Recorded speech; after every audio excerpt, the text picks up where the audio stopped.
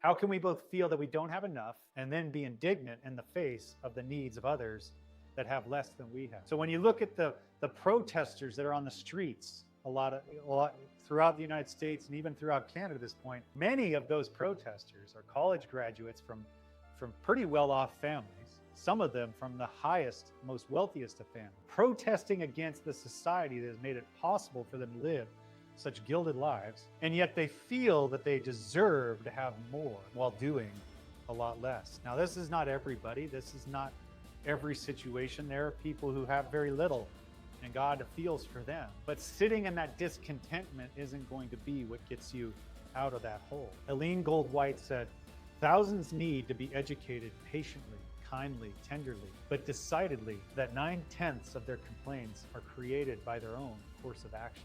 So when we look at those children, a lot of them that are out there protesting and complaining, they were told they needed to go to college, they needed to do these things that was going to pave the way for their success in life.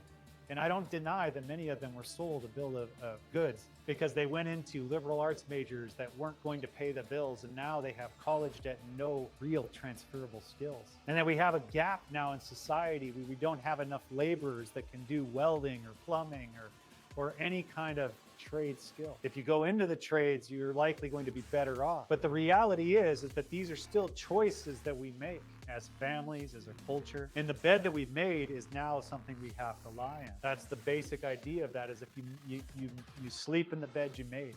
Your decisions have led you to this conundrum or this condition. Western civilization is committing spiritual suicide.